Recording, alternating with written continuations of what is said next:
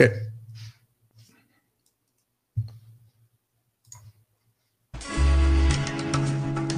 This is Hockey Unfiltered with Todd Lewis. Welcome to our program on Saturday, November the 11th. Thank you for pausing with us for a moment of silence. We will return to our regular hockey talk now with a big show lined up, a busy show lined up for a busy Saturday in the National Hockey League. Mike Vogel will join us to talk Washington Capitals. Mike from WashingtonCaps.com. Caps with a big victory on Friday night against the Pittsburgh Penguins. Alison Lukan from The Athletic in Cleveland will join us to talk Columbus Blue Jackets. Blue Jackets fell to the Carolina Hurricanes on Friday. They will take on the Detroit Red Wings on Saturday. Joe Yerdon covers the Buffalo Sabres for NHL.com. Joe will be with us as well. Dane Mizutani covering the Minnesota Wild for the Pioneer Press, here to talk Minnesota Wild. What's up with the Minnesota Wild? And Amanda Stein, New Jersey Devils insider for the New Jersey Devils, who are just one of the nice, feel-good, warm, and wonderful stories of the National Hockey League season so far. At Hockey Unfiltered, at Todd Lewis Sports, the Twitter and Instagram handles to follow us. We are streaming live at hockeyunfiltered.com and on the Hockey Unfiltered app.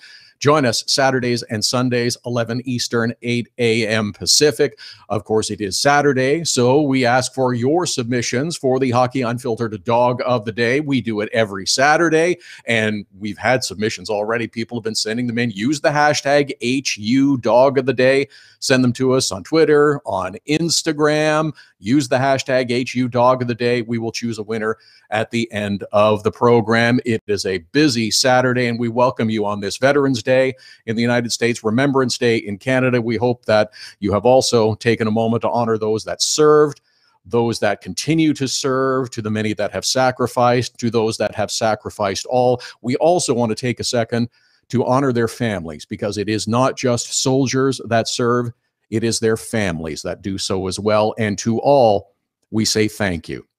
It doesn't sound like nearly enough, but we can say it and we can pause on this November the 11th. This is the second weekend of November, another busy Saturday in the National Hockey League, as I mentioned, with 12 games on the Saturday schedule. There were 7 on Friday. There's a few more on Sunday.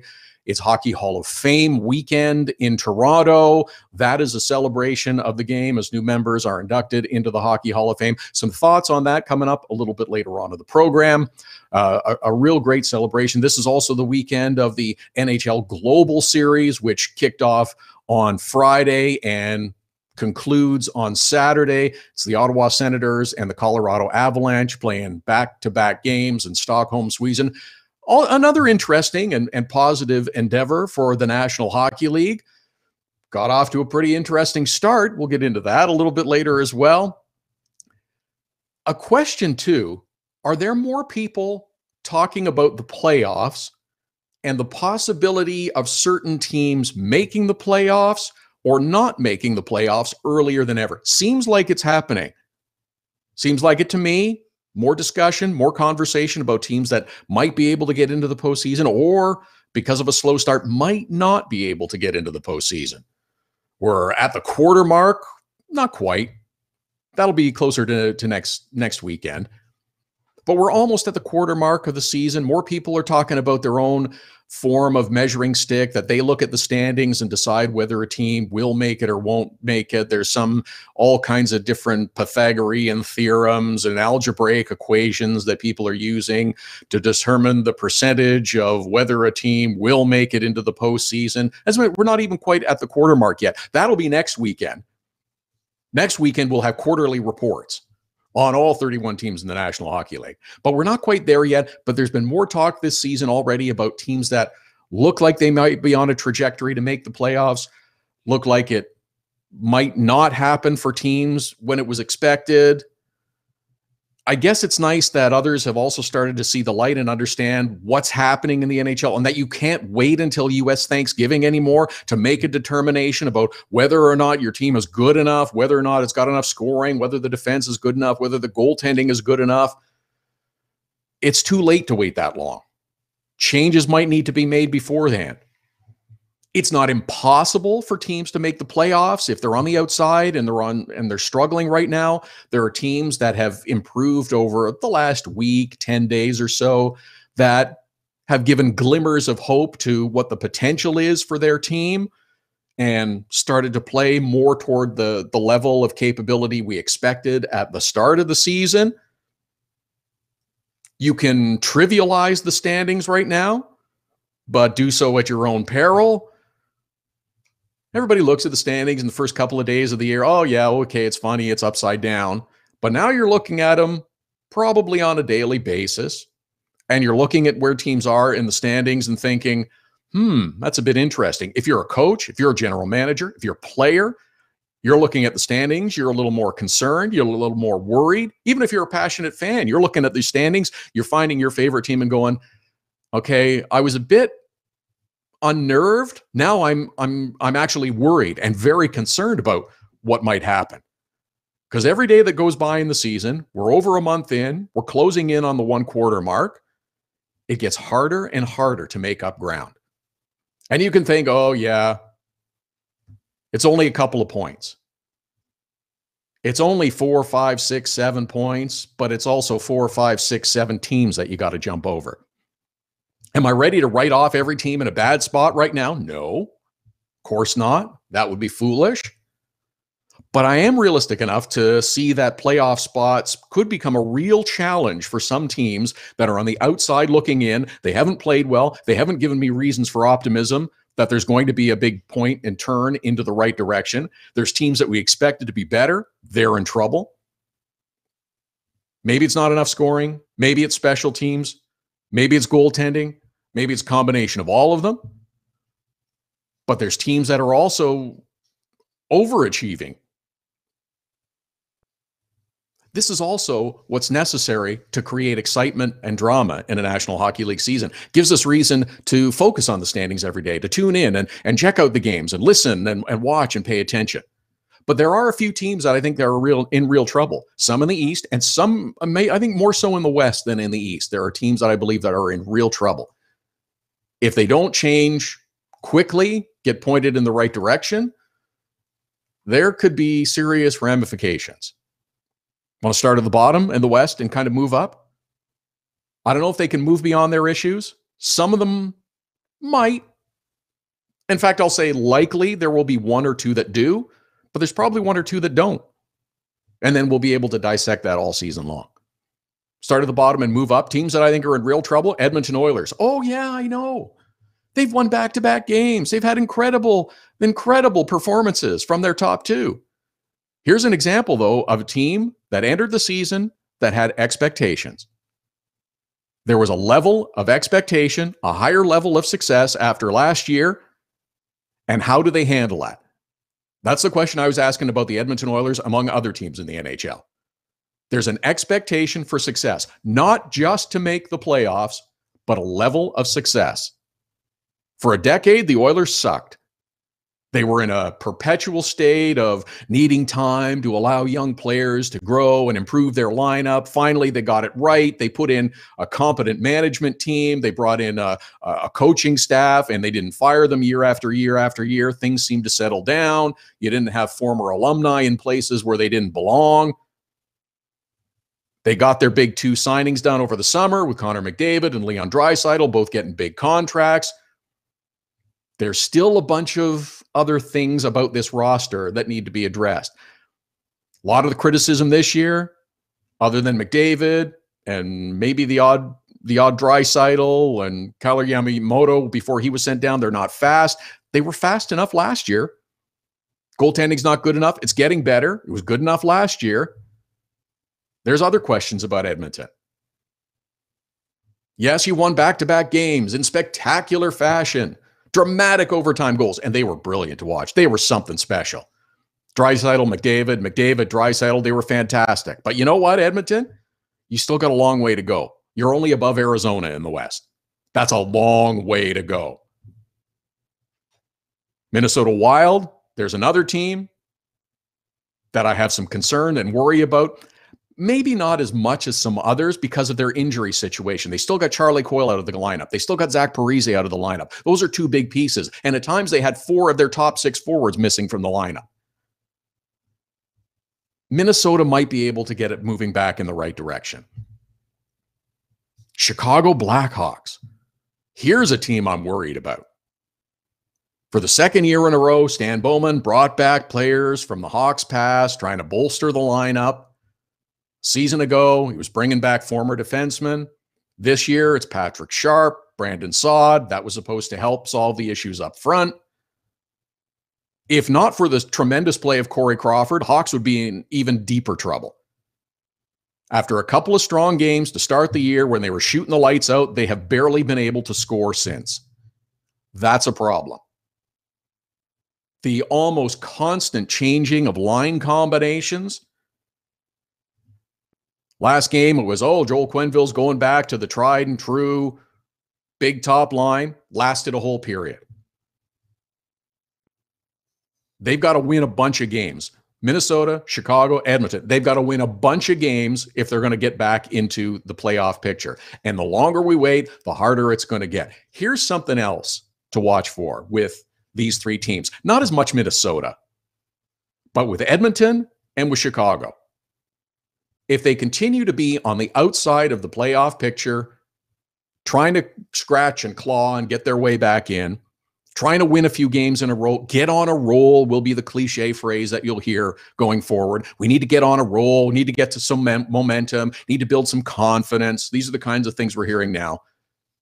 If these teams struggle for another week or so, they're still on the way out, they don't look particularly good, in both Edmonton and Chicago, the change the coach talk will start. A couple weeks ago, Alain Vigneault was getting all kinds of heat, being speculated by some, if he doesn't win this game, could be out. That's all cooled down. Rangers have won 5 straight, going for 6 today. If the Hawks don't start winning, if the Edmonton Oilers don't start winning, I know Edmonton's won back-to-back games. That's great. You've won the first 2 on your road trip. You're still only ahead of Arizona in the West. Sure, that's reason for optimism. You got a long way to go. So do the Hawks. If fortunes don't improve for both of those teams in the next week, week and a half, look for the who will be the first coach to get fired talk to go. It'll heat up because we'll be getting closer to U.S. Thanksgiving, and that is the default response of so many. We got to change the coach. They didn't become bad coaches. In Edmonton, in Chicago, they're good coaches. They know what they're doing. But yeah, that's going to start. Montreal in the East, they're in some trouble. Maybe the Rangers, not so much. Some might suggest Carolina. I don't, because they still have a lot of games in hand on some other teams. And I'm not as worried about Carolina. I'm still trying to remain positive. I don't think they're in trouble yet. But Montreal, yes. Yes, they are. Rangers have managed to pull themselves out of it. Now they've got to maintain this. You've won 5 in a row, as I mentioned, going for 6 on Saturday. If you lose a bunch in a row, you're right back where you started. You've got to maintain playing at a higher level. But there's teams in trouble in the East and in the West. And wait for which coach will be fired soon or first to start. It'll happen.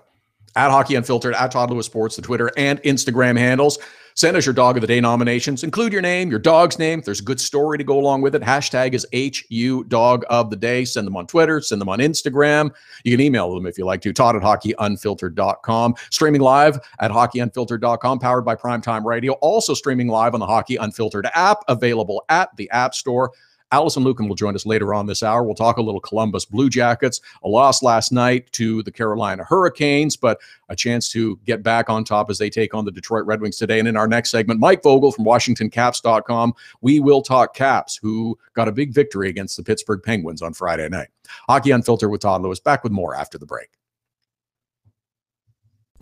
Hockey Unfiltered with Todd Lewis sends you to the biggest events at the best prices. This year, we've partnered with Seat Giant to give you special deals on tickets to NHL games, concerts, or other events. Simply go to SeatGiant.com, find the tickets you want. When you check out, use the promo code TODD for a special discount. That's promo code TODD for a special discount. Start saving with SeatGiant.com on your next purchase. Get your business started getting more leads. 1-844-SEO-LEAD. The number to call if you want more online leads for your business is 1-844-SEO-LEAD. Search engine optimization can be the difference between success and failure. It's no coincidence which businesses are listed first in Google searches. Call 1-844-SEO-LEAD. Now it's even easier to nominate your dog as the Hockey Unfiltered Dog of the Day. We do it every Saturday. Send us a photo on Twitter or now on Instagram with the hashtag HU Dog of the Day. We choose a winner every Saturday. That's simple. Now on Instagram or Twitter, send us the photo using the hashtag HU Dog of the Day, and your dog could be the one added to our gallery on the website and Facebook page. It's the Hockey Unfiltered Dog of the Day every Saturday.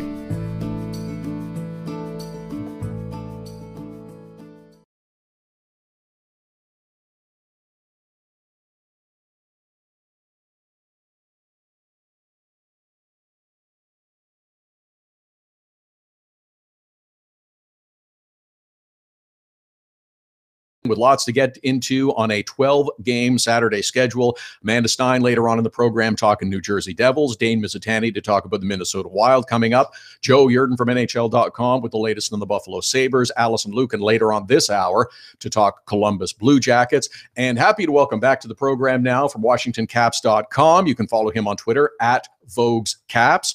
Mike Vogel joins us on the line. And Mike, a big victory for the Caps over the Pittsburgh Penguins on Friday night.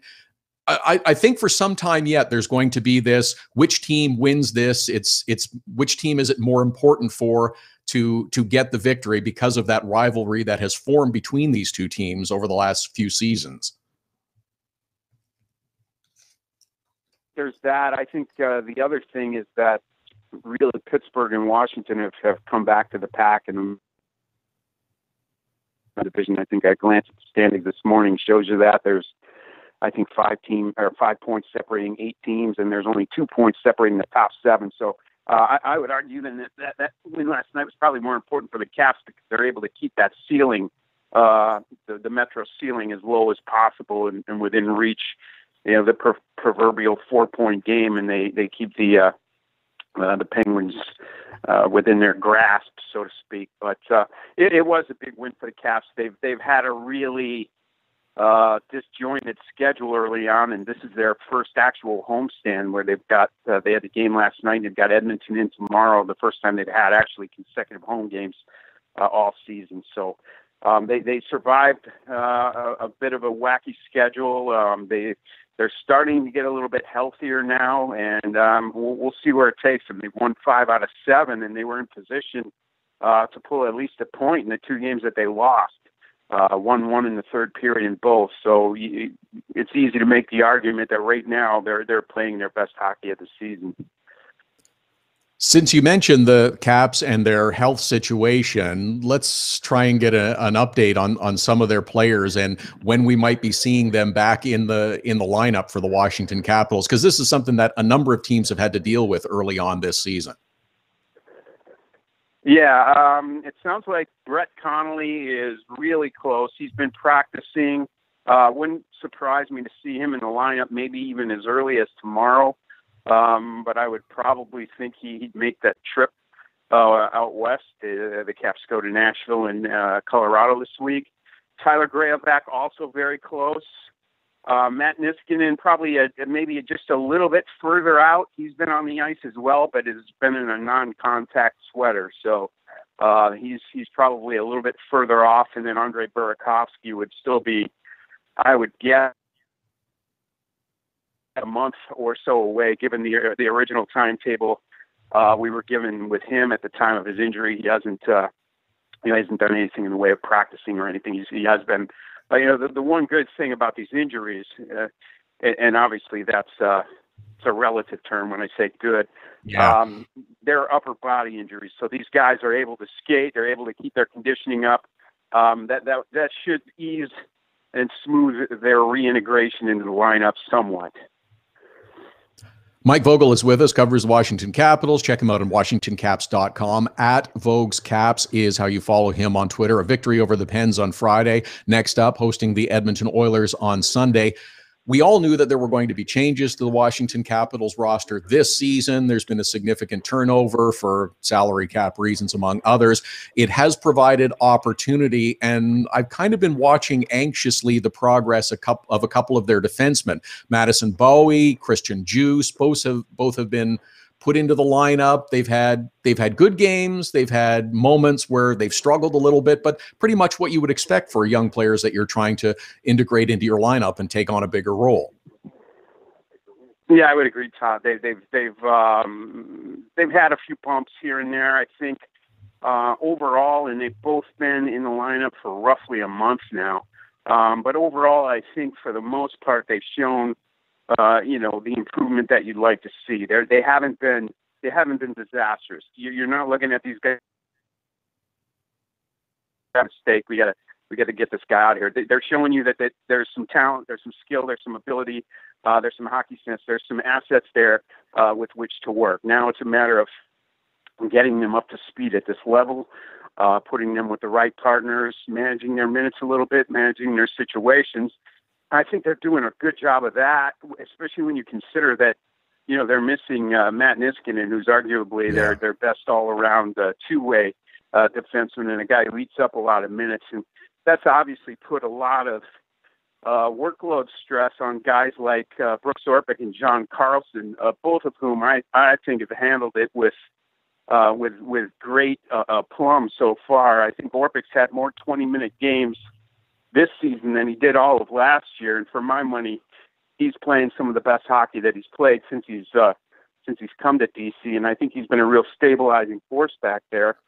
And I think Carlson's played some of his best hockey since he's been paired up a little bit with Brooks. But they don't really at this point have any true set pairings. They're sort of mixing and matching, and in a lot of situations, they're making sure that one of Orlov, Carlson, Orpik is on the ice. And early on, when the two kids were first installed, that was really an emphasis to making sure that one of those vets is on the ice at all times. Now they've taken the training wheels off a little bit. You'll see.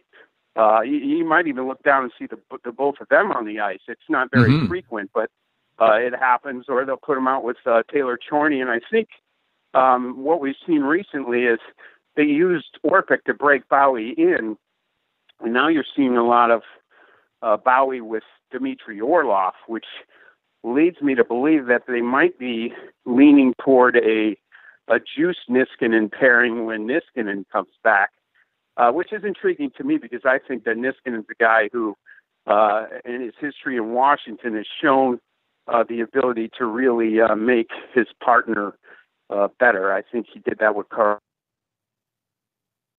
I think he did that with Dmitry Orlov as well, and that may be the best route to get Juice up to speed. But the Caps are in a situation this year now where they're just like they're learning how the other half lives. They were in rarefied air the last couple of seasons, bit in their own stratosphere, not unlike the Tampa Bay Lightning are this season, and they really didn't have to worry about things like 4-point games and or even injuries really. So they've had to deal with some things this year. Early on that they haven't had to deal with at all for a couple of seasons. And what they're looking at is let's try to be better at the 40-game mark than we were at the 20, better at the 60 than we were at the 40. And when we get to the 60, let's examine where we are. Let's see how much salary cap space we have in the bank and see if we can go out and get a piece that we need that might help us going forward. And that's obviously assuming that they're in a playoff position because this Eastern Conference might be a pretty tight and wild ride this season. Yeah, I think it will be too, and I think it's good for fans to watch the struggle to get to the playoff spots going right down to the wire. And the Caps will be, I think they'll be in the playoffs, but I think they'll be looking to improve their position all the way right through to the end of the regular season. And as well as the young defensemen who have been able to show more because they've been receiving more minutes. We've seen a little bit more from a couple of different forwards too. Lars Eller this year, I think, has been very good at times. Jacob Vrana has had good moments. That was a terrific goal last night that was scored that wound up to be the game-winning goal, and a beautiful setup from Nick Backstrom, but it shows that he can play with anybody. But Chandler Stevenson scored a really nice goal last night to wind up winning the game. Yeah, Chandler Stevenson has been a real revelation, and I think it's been 8 games now. He's got a couple of goals and 5 points, and he's a guy who's been in the system, was a third-round pick in 2012, and has been a pretty decent player in the American League for a few years, and I think he may have come to camp this year and figured, well, since I need waivers to go back, I may have a spot sewn up here, and I don't know that you saw the fire that you would have wanted in the preseason, and he got beat out for a job, was put on waivers, cleared, went back to Hershey, and I think it might have been a little bit of a wake-up call for him. He went down there and had a great first couple of weeks with the Bears, and seems pretty determined not to go back. Vrana's been up and down a little bit, had a good start, but as you can see a little bit of growth there as well.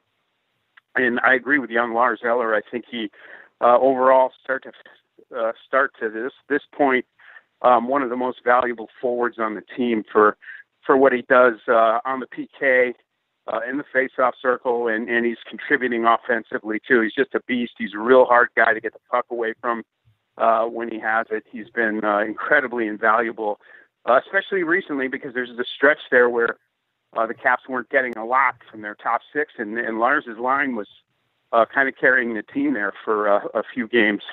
And then I would throw Devontae Smith-Pelly in there as well. Yeah. I think he's been a bit of a revelation too. He's played a really strong two-way game. He's been fearless at blocking shots. He's been good on the penalty kill. He's chipped in offensively, and I think he's carving out a role for himself, and he has had some success on that line with Kuznetsov and Ovechkin. Since we haven't talked about Alex Ovechkin yet, we should. He was lights out in the first week of the season.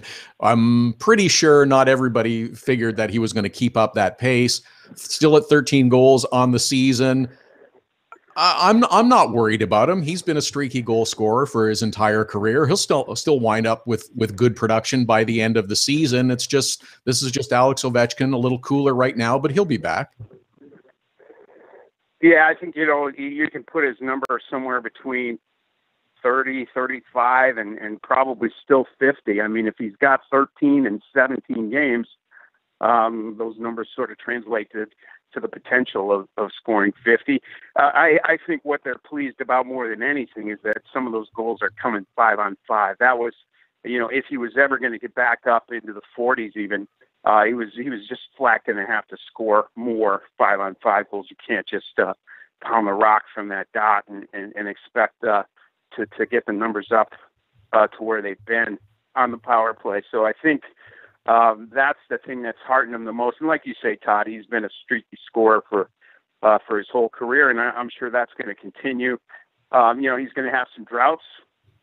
I think he's got points in 4 or 5 straight right now, and I think he had goals in 3 straight until last night. So he gets on these little runs and these little streaks too. And the interesting thing to me is that they were able to win 5 of their last 7, while basically enduring the longest scoreless streak of Nick Backstrom's career, and he broke that last night with that setup Stevenson on the crucial insurance goal there in the third period. But as Barry Trotz reminds us frequently, Backstrom's more than getting it done as far as going up against the opposition's top centers and at least neutralizing them on a night-to-night basis. And he did it again last night against Sidney Crosby and company.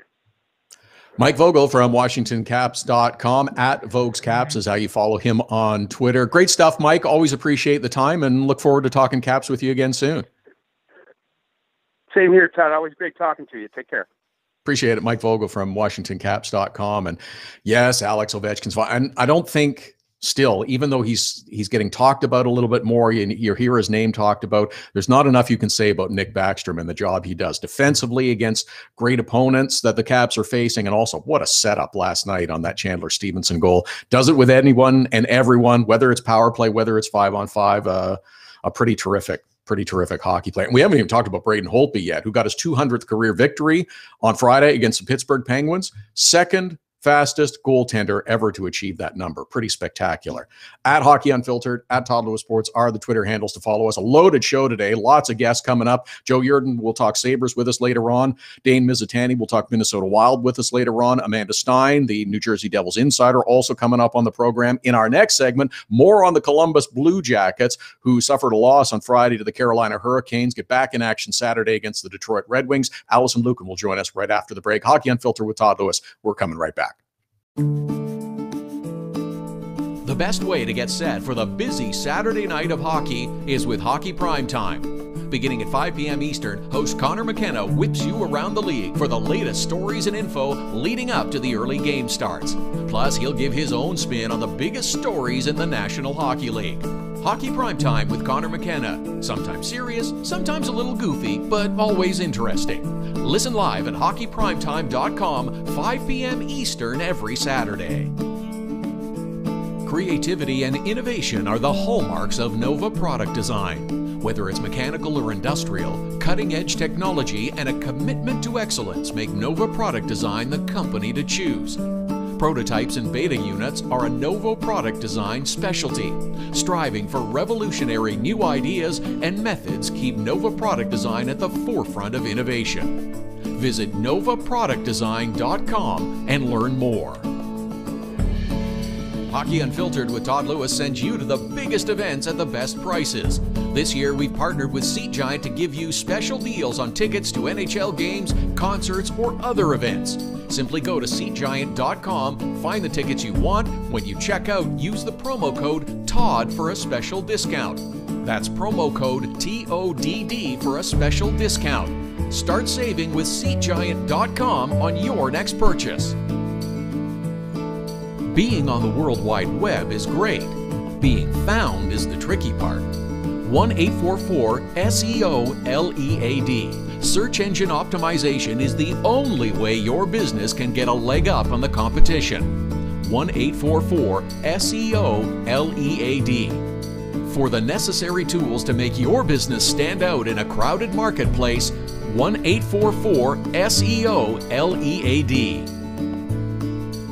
Now it's even easier to nominate your dog as the Hockey Unfiltered Dog of the Day. We do it every Saturday. Send us a photo on Twitter or now on Instagram with the hashtag HU Dog of the Day.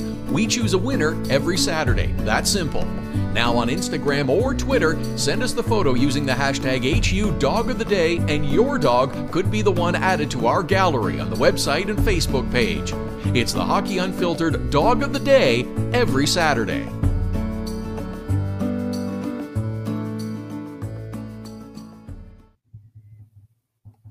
Welcome back. This is Hockey Unfiltered with Todd Lewis, Saturday edition. Join us Saturdays and Sundays, streaming live at hockeyunfiltered.com, powered by Primetime Radio. Also streaming live on the Hockey Unfiltered app. You can download it now at the App Store. Saturdays and Sundays, 11 Eastern, 8 a.m. Pacific, at Hockey Unfiltered.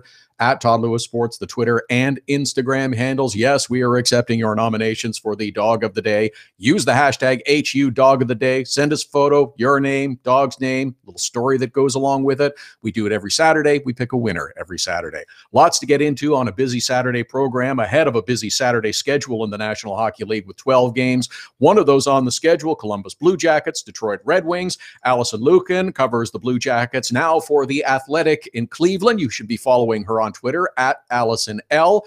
She joins us on the line now. Alison, at this point in the season, is the thing that the Columbus Blue Jackets are most concerned about is becoming frustrated with not being able to maybe have their power play going the way they want? And I think that maybe frustration is the biggest concern of John Tortorella and the rest of the team. Yeah, thanks for having me on the show. I definitely think that the frustration with the power play is starting to creep up. On last night's game, you can just kind of feel that energy just seep in the minute the guys go on the man advantage. Last in the league, not finding ways to produce. They're encouraged simply by getting some chances on special teams, which is kind of where they are. That's something to celebrate at this point. But I think the more interesting issue that the team is now starting to face is really rediscovering their identity. This is a team that has played, a gritty, hardworking style for a lot of the history of the franchise, and now they're starting to make a transition to really incorporate some high-end skill, and I think that's proving to be a little bit more of a challenge than they expected. Is it you need to figure out how to get this elite level talent, like the acquisition of Artemi Panarin, perhaps the best example? Well, even to an extent, Sonny Milano, who's a super skilled player, sure, but still maintaining that work ethic that John Tortorella worked so hard to establish when he arrived in Columbus? Yeah, I think that's definitely, it's particularly for Milano. That's a lot of the feedback we've heard about him, is that obviously his offensive game is close to as high as it can get, particularly at his age, but he's not playing as responsibly as the coaching staff maybe feels he should on the other end of the ice, making proper reads of when to use that offensive skill. And Torts will say this a lot: learning to respect the league, respect the talent that he's playing against when he's on the ice. And it's interesting. I think if Artemi Panarin was putting up goals, he's second in the team in points, but they're basically all assists.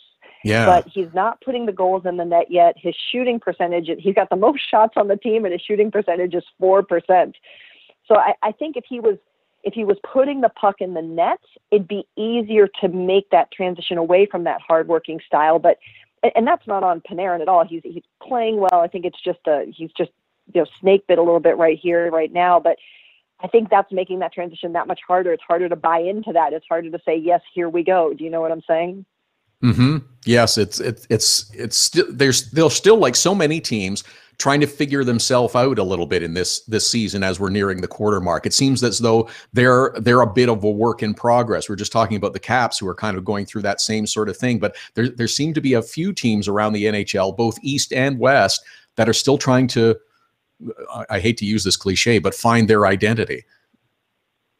Exactly. It's curious. Brandon Dubinsky talked a lot about this after last night's game. Is we aren't playing to, as you said, our identity. Who are they? How do they play to win games? And that's the question they're trying to find the answer to. Alison Lukan is with us, covers the Columbus Blue Jackets for The Athletic in Cleveland. At Alison L is how you follow her on Twitter. And part of it, I guess, I don't know if it's finding their identity, but maybe this has to do with the power play and struggling to find goals, but even some 5-on-5 goals at times. As you look through the statistics of the Columbus Blue Jackets, you see that Seth Jones and Zach Werenski are two of the top three in scoring points for the Columbus Blue Jackets. That's got to be a concern. Right. Absolutely. It's funny that the secondary scoring on this team has been a great surprise, particularly as the team has gotten some injuries here early. You look at Josh Anderson, I think he's leading the team in goals right now with 6. But Josh Anderson isn't the player that you need to be leading your team in goals. It's wonderful. But you're not seeing names like Panarin, who we just talked about, Cam Atkinson, 6 shots on goal last night, no points. Those top performers need to perform at a top level. And you can feel that too. Last season, you could sense that this team got to the comfort level with how they were playing, that even down one late, they were going to find a way to score. And I think that is something that they're trying to rediscover, not just the confidence in it, but the ability to do it from the people who are supposed to be doing it, not just the secondary scorers, the players who are supposed to be providing that next layer of scoring, not all the scoring. And you're right. That's where you need to have your top players provide the offense that you were expecting going into the season. And there's been an adjustment in terms of players and roles as well. Nick Foligno's been playing some center as opposed to playing on the wing. How have you seen his adjustment to that position? It looks like he's still a bit of a work in progress too. Yeah, I think he also, like his teammates, is struggling to get those points on those. He's talked about it. He's not going to stress about it because he thinks if he stresses about it, that's only going to make things worse. He's interesting because a lot of his underlying numbers have stayed consistent with last year, or even seen a little bit of an improvement, particularly on the defensive side, which is, of course, the biggest ask of someone going from wing to center.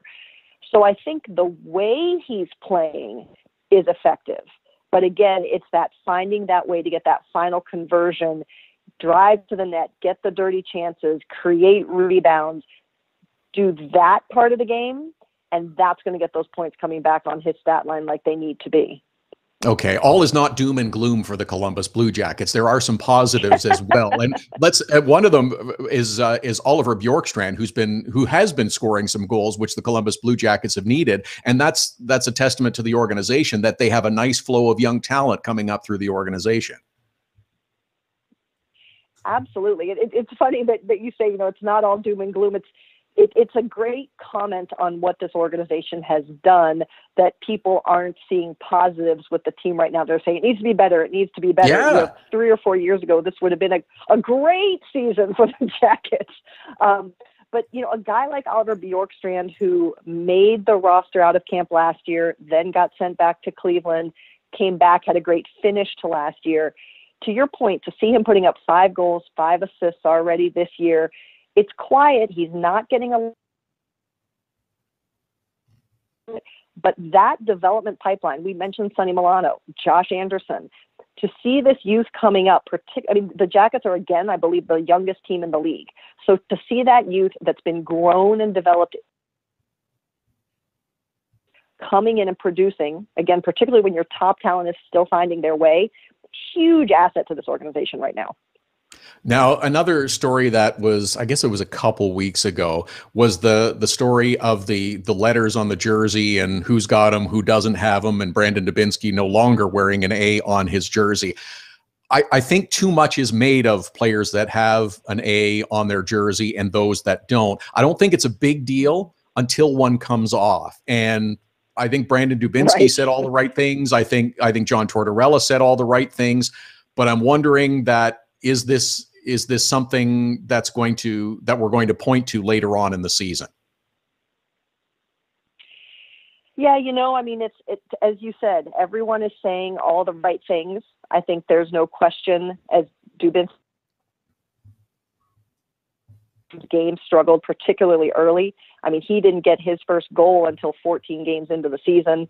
He was not necessarily as effective in a two-way game on the ice. He was shying away, or it appeared to be shying away from maybe the more physical side of his game, which is one of his signature elements.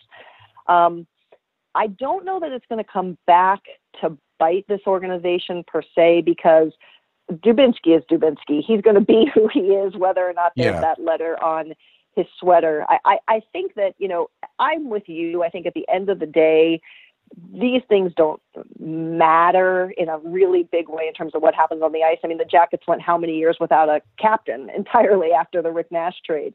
Mm-hmm. But I think it is an interesting perception statement to make sure that there's an A on the blue line squad as well. When you look at what Torts is trying to do with his defensive core, the Werenskis, the Jones, even now the Carlsons and the Nudie Vars and the Murrays, to show that balance, that perception balance in your leadership group, I think maybe that's a worthwhile thing to do. All we can go on is what the organization has said, what Dubinsky has said, and I think that the guys are still going to be the way they've always been, no matter where that letter rides. Fair enough. Alison Lukan has been writing a lot about the Columbus Blue Jackets defense recently on The Athletic. And this is the area, or one of the areas of depth of the organization. We talked about their young talent as that's been flowing up through to the NHL club. But this is the area that, if the Columbus Blue Jackets have a need, they were said to have been in on the Matt Duchene sweepstakes. That obviously didn't go their way, but that would seem to be the area of strength for the Blue Jackets if they are looking to make an acquisition at some point during this year. Absolutely. It's interesting. They've got, 8 active roster. 3 of the last 6 games, Tortorella has actually opted to play 70 over 6 and 12 forward. So Is that to make sure everyone's getting seen? What is that about? But this is where the wealth lies. This is where the assets sit right now, for sure. Alison Lukan from The Athletic in Cleveland, covering the Columbus Blue Jackets. At Alison L is how you follow her on Twitter. Good stuff, Alison. Enjoying your stuff on The Athletic as well, and hopefully we'll have you back and talking Blue Jackets again soon. Awesome. Todd. Alison Lukan covering the Columbus Blue Jackets. Losers last night against the Carolina Hurricanes, a chance to bounce back on Saturday against the Detroit Red Wings. Man, this is a busy show flying by. Lots to get into with a busy Saturday in the National Hockey League. Stories from this past week that we haven't touched on yet, but we will get to before we are wrapped up here and action gets going. Joe Yerdon will talk a little Buffalo Sabres with us. Dane Mizutani with the latest on the Minnesota Wild. And Amanda Stein, New Jersey Devils insider, also coming up later on in the program. At Hockey Unfiltered, at Todd Lewis Sports, the Twitter and Instagram handles to reach us. Send us your Dog of the Day photo nominee. Hashtag is HU Dog of the Day. We ask you to send them in every Saturday. We pick a winner every Saturday. Use the hashtag HU Dog of the Day. Tell us your name, dog's name, and if there's a good little story that goes along with it as well. Oh, a little good dog story. A good little dog story that I'll tell you about in the next segment as well. Hockey Unfiltered with Todd Lewis. Back after the break. Hockey Unfiltered with Todd Lewis sends you to the biggest events at the best prices. This year, we've partnered with Seat Giant to give you special deals on tickets to NHL games, concerts, or other events. Simply go to SeatGiant.com, find the tickets you want. When you check out, use the promo code TODD for a special discount. That's promo code TODD for a special discount. Start saving with SeatGiant.com on your next purchase. Get your business started getting more leads. 1-844-SEO-LEAD. The number to call if you want more online leads for your business is 1-844-SEO-LEAD. Search engine optimization can be the difference between success and failure. It's no coincidence which businesses are listed first in Google searches. Call 1-844-SEO-LEAD. Now it's even easier to nominate your dog as the Hockey Unfiltered Dog of the Day. We do it every Saturday. Send us a photo on Twitter or now on Instagram with the hashtag HU Dog of the Day. We choose a winner every Saturday. That's simple. Now on Instagram or Twitter, send us the photo using the hashtag HU Dog of the Day, and your dog could be the one added to our gallery on the website and Facebook page. It's the Hockey Unfiltered Dog of the Day every Saturday. Cutting-edge design for manufacturing. Nova Product Design. Industrial design. Mechanical engineering and design. Nova Product Design provides experienced design for parts and assemblies, manufacturing, assembly, and serviceability. From plastic parts to sheet metal forming, mold and tool design, injection molding, and more. Nova Product Design.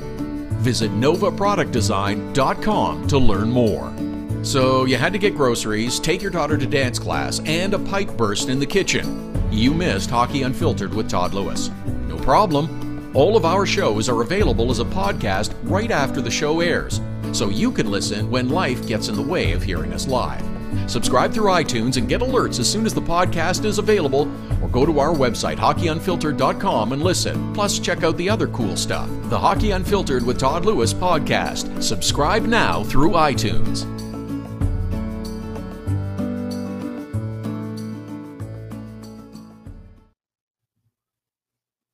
Welcome back. Hockey Unfiltered with Todd Lewis, Saturday edition, here every Saturday and Sunday, 11 Eastern, 8 a.m. Pacific, at Hockey Unfiltered, at Todd Lewis Sports, the Twitter and Instagram handles. Hashtag HU Dog of the Day for Saturdays. We pick a Dog of the Day winner every Saturday here on the program.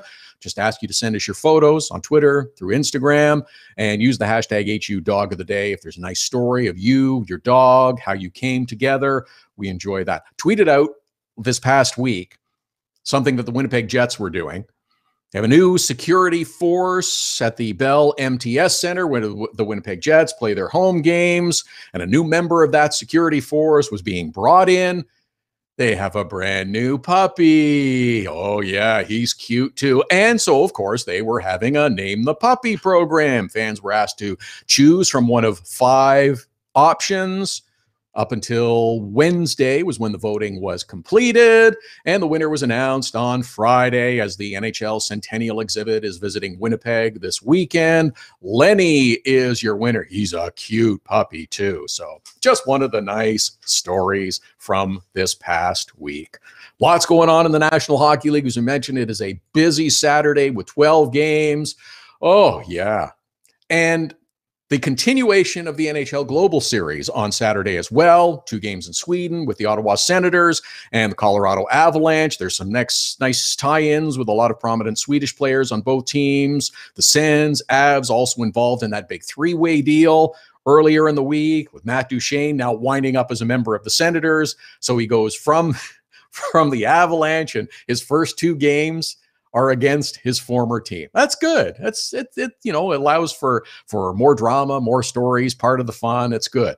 Now, there's a lot of things about this series and a bigger picture that I want to look at and talk about, but a few words on how the series kind of got launched and started on Friday. There was a bit of a stir on social media about it. Pre-game ceremonies taking place out on the ice, and the anthem singer, Janice, showed up and walked out onto the ice, and she was wearing a very sheer and see-through outfit. Now, I'm not talking about this as a controversy or whatever, because it's not there. It's not. This is not anything near to the degree of the whole Justin Timberlake, Janet Jackson Super Bowl thing. It is not like that at all. Now, you can react to this in a few different ways. Like an 8-year-old boy giggling, like many did on social media, in a really childish and immature manner. Or we can all act like grown-ups. Relax, move along. There's going to be some that try to turn this into a bigger deal than it is and act in a completely juvenile manner, but don't. Please grow up. The game itself probably went just about as well as you could expect from a league standpoint. Full house, big crowd, lots of excitement for both teams. Both got players that the Swedes can cheer for. Game gets decided in overtime. Mark Stone gets his second. Ottawa wins. Same 2 teams play again on Saturday. Commissioner Bettman, in a pregame remark, says that there's hopefully the start of more overseas games. And this is where it gets intriguing. This is where it gets interesting for me. They'd like to do this on a more regular basis. I'm cool with that. I think it's good. I'm anxious to see how this all comes together, though, because there's a lot of logistics that you got to go through if you're going to do this sort of thing, especially on a regular basis. So in this case, with the Ottawa Senators, Colorado Avalanche, you have 1 East, 1 West team, and they play twice a year. They play a home and away, so they're just doing it in Sweden. They get a bunch of days off leading up to it with travel and the like. I believe both teams left Monday, and their first game was Friday. And they get a few days off again when they fly back to North America to get reacclimated to the time zones. I guess that makes sense, but I'm just not sure how this will play out into a consistent series of games scheduled for overseas. I like the idea. I just don't know how it's going to work.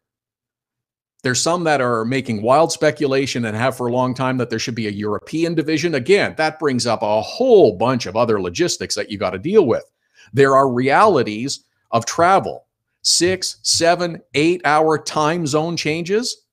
That's a big thing. Depending on the teams, depending on the number of games, I'm not sure how you work it. That's not easy to schedule. Teams have to be willing to bend and accommodate to look at the greater good of growing the product, the NHL game, in Europe, overseas. I like the idea of the league trying to grow the game. Games in China in the preseason for the first time in 2017. I think that's a positive. I'd like to see that happen more. Could you do it in the regular season? I don't know. Again, an even more dramatic time change that you'd have to deal with. How many teams do you schedule? How many games do you schedule? Games in China weren't as well attended. It wasn't as full a house in China as it was in Sweden, but there isn't the history of the game in China like there is in Sweden. How does the Players Association impact all this? Because all this kind of stuff has got to be negotiated with the Players Association.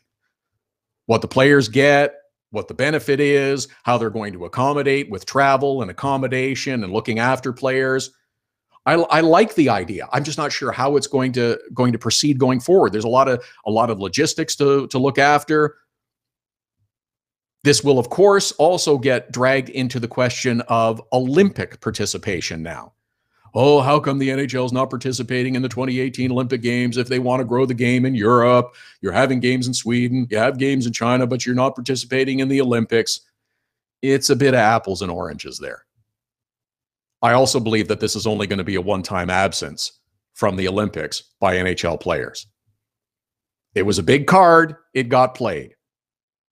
You can only play it once, because I believe going forward, as it was in the past, NHL player participation in the Olympic Games will be part of the collective bargaining agreement. Sorry to mention it, but we have to occasionally.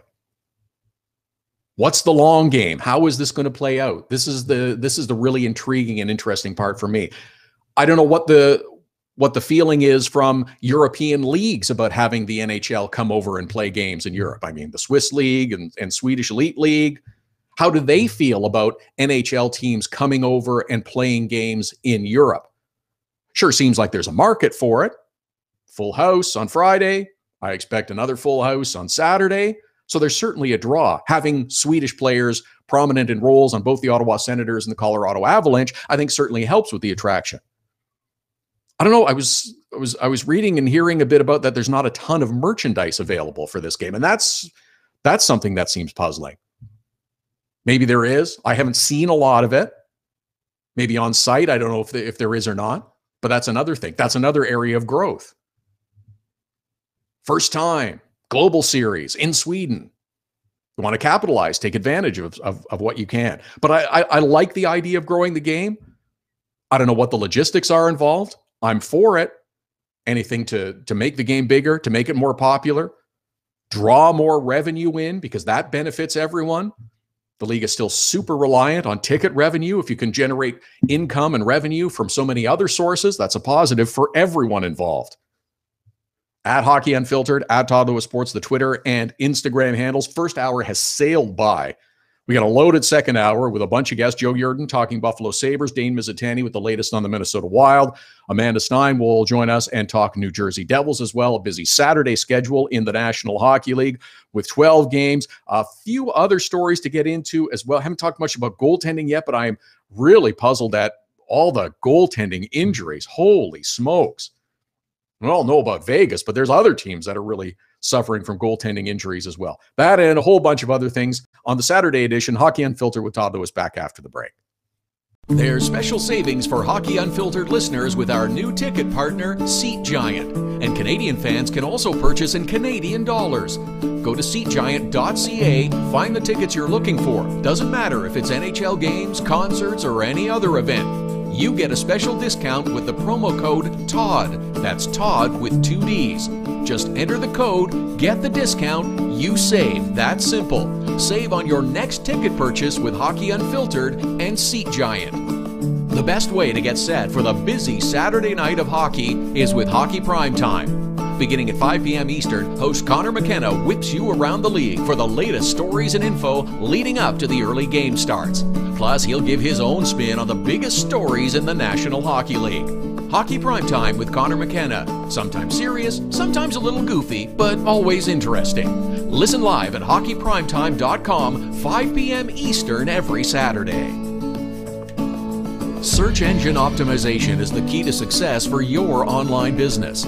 It can be the key to success for any business. 1-844-SEO-LEAD is the number to call to get your business at the top of all searches. An official partner of Google, they have the tools necessary to make your business the one people notice first. 1-844-SEO-LEAD.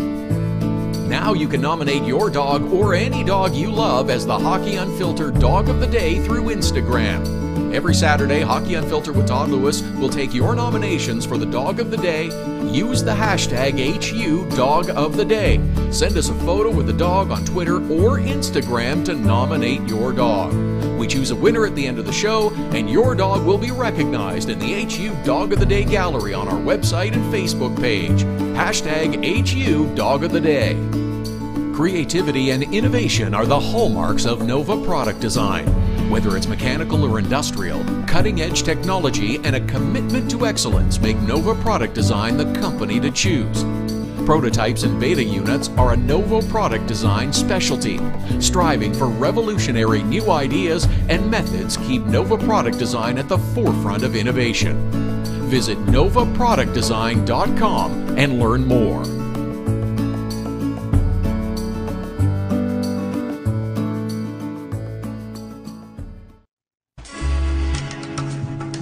This is Hockey Unfiltered with Todd Lewis. Hour number 2 set to roll, loaded up, busy with guests, including Joe Yerdon from NHL.com with the latest on the Buffalo Sabres. Lost to Florida on Friday night. They have a contest with the Montreal Canadiens on Saturday. Dane, Mizutani, Minnesota Wild, Philadelphia Flyers, Saturday night contest, the latest on that. And Amanda Stein of the New Jersey Devils, Devils Insider. They are hosting the Florida Panthers on Saturday. We'll get the latest on the New Jersey Devils from Amanda Stein. So a busy hour with a whole bunch of stories to get to around the National Hockey League. A 12-game busy Saturday. We're looking forward to it. At Hockey Unfiltered, at Todd Lewis Sports, the Twitter and Instagram handles. Join us every Saturday and Sunday, streaming live at hockeyunfiltered.com, powered by Primetime Radio. Also live on the Hockey Unfiltered app, available for download at the App Store. And if you miss an episode, sign up for our podcasts on iTunes and iHeartRadio. We're also live on Facebook, live on Periscope, YouTube Live, and a busy Saturday.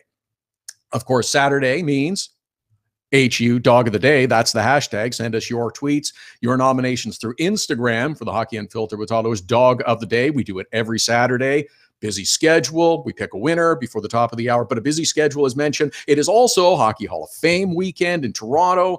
I like this. Every year there's the great recognition celebration for the greats of the game that have made it as special as it is. The mistake a lot of people make is that this still being the NHL Hall of Fame. It's not. It is the Hockey Hall of Fame, not the National Hockey League Hall of Fame.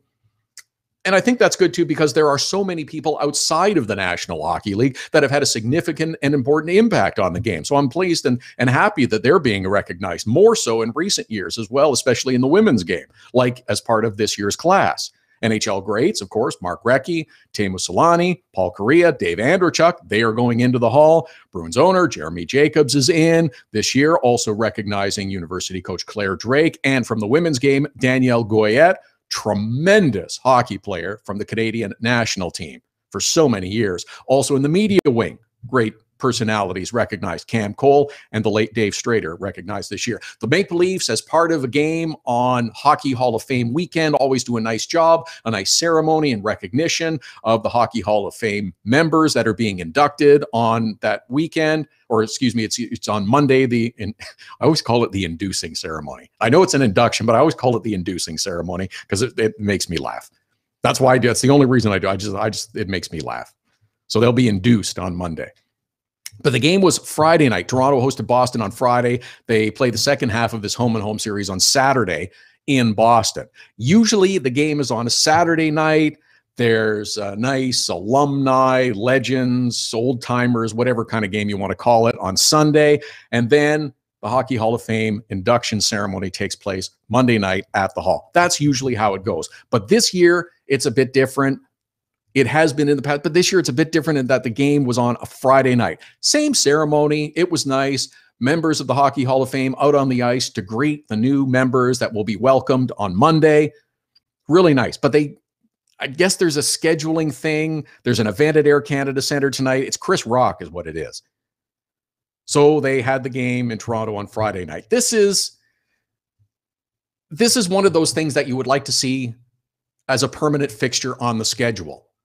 In the last hour, we're talking about the scheduling of overseas games and how it's going to work. This is one that I'd like to have as a permanent fixture on the schedule. The Hockey Hall of Fame induction is always after the second weekend in November. So on Saturday, let the Leafs play at home, whoever it happens to be. This year it would have been perfect because it's Boston. And Jeremy Jacobs is becoming a member of the Hockey Hall of Fame. Leaf game, ceremony pregame on Saturday night. You have the alumni game on Sunday. And then on Monday, the induction ceremony. It's part of a bigger question, too, about Saturday night games, the Hockey Night in Canada tradition. This goes back decades. It was Leafs at home Saturday night. That was always the way it was. But this goes back decades into 60s, 70s. Still play a lot of Saturday night games because it's a big TV night for hockey in Canada. But I think 11 is the number of Saturday night home games this year for the Toronto Maple Leafs, which is low based on history. Still play a lot, but not as much at home. Is this the price that we're paying for league growth and expansion? The Leafs are a big draw wherever they go. They still show up on TV in the early game on Saturday nights, wherever they happen to be playing. They just don't play as many at home. Maybe they're in Winnipeg. Maybe they're in a U.S. city, as they were in St. Louis last week. This is just kind of the realities of a growing league, so many other options, and as much as anything, they don't have control over what games they play on Saturday nights because there are so many other things with that building, and it's a huge conglomerate of company that also owns other sports franchises and buildings and a whole bunch of other things. It's not just the way it used to be. Leafs play at home every Saturday night and everybody else works around it. There's other logistics that you have to worry about. Leafs will still play a lot of Saturday, but it's not necessarily going to be at home, which is still fine for TV. If the Leafs are on, they're the biggest draw. Biggest market, huge team. But yes, for Hockey Hall of Fame weekend, it would be nice if it could be Leafs game Saturday night against an opponent such as the Bruins, particularly relevant with Jeremy Jacobs going in, Mark Recchi too, with an association with the Boston Bruins. Then you have the alumni game Sunday, then the induction or inducing ceremony on Monday. I know it's a stupid, silly thing, but it makes me laugh every time. I promised a bit of goalie talk as well because there have been a bunch of goalie stories. I'll save the mention of the Robin Leonard bit with the Buffalo Sabres and the really nice thing he did on Friday night at the Sabres game against the Florida Panthers for our next segment when Joe Yerdon joins us to talk Buffalo Sabres. But also on Friday, Roberto Luongo picks up career victory number 455. 455 wins for Bobby Lou. That was the win over the Sabres on Friday night. Fourth winningest goaltender in the National Hockey League. And now he gets asked about it and says, you know what? It's about this season. We'll worry about that stuff at another time when his career's over, sitting at home, relaxing on a Sunday when you're not playing. You can think about that kind of stuff. He's concerned about playing well so his team can get some victories and hopefully start to climb up in the standings. But it also ignites the Hockey Hall of Fame debate. Should he be in one day? With that many victories, would seem like a reasonable suggestion. He has a history of victory, not a Stanley Cup win, but he does have significant victories. Curtis Joseph, the man he passed on the list, same thing. Doesn't have a Stanley Cup. He's not in the Hockey Hall of Fame. Could he? Should he be? It's an interesting debate. Goaltender success, how much team success impacts that, whether or not they should be in the Hockey Hall of Fame. If I'm voting, it's hard. It's a lot of victories. It's a lot of individual game wins, but there's so much emphasis on team and team success. It used to be almost a default that unless you had a Stanley Cup, you didn't get in. That was the thing for Dave Andreychuk for a while before he won the Stanley Cup as a member of the Tampa Bay Lightning. Is he going to be able to get in? Are you kidding? With the amount of goals he scored and the way he played in 50-goal seasons, she should have. The Stanley Cup should almost have been irrelevant. And I guess you kind of have to think so in this case as well. But I'm okay to have these debates. Some people say that, they should be in, and you should put more people in. I think it should be hard to get into the Hall of Fame. I think it should be really difficult. And it's becoming more and more so as there are more players and people of impact in the game that are under consideration, whether it's in university hockey or international hockey or women's hockey. I think it should be hard to get in. I don't want everybody getting into the Hockey Hall of Fame. When you hear a name, I want you to look at it and say, yeah, absolutely, Hall of Famer. Other goalie notes from Friday. Washington Capitals winners over the Pittsburgh Penguins. Braden Holtby made some really good stops. Victory number 200 for his career. So not quite have as many yet as Bobby Lou, but climbing up there and climbing quickly. 319 games is how many it took Braden Holtby to get 200 victories. Only goalie to do it faster, Ken Dryden, 309. That's significant. Both were beneficiaries of being part of great teams. I mean, the Caps won an awful lot of games the last couple of years, but Braden Holtby is part of the reason they did win a lot of those games. Same situation with Ken Dryden when he came into the league in the 70s. The other goalie talk is injuries. And we all know about Vegas Golden Knights, Marc-Andre Fleury. He was supposed to be the guy. Concussion, he's out. They grab Malcolm Subban on waivers. He barely gets in, and he's out with a lower body injury. Oscar Dansk, next man up, next goalie injured. So now you're at number 4 with Maxime Lagacé and holding the fort, doing pretty well. Vegas victorious over Winnipeg on Friday.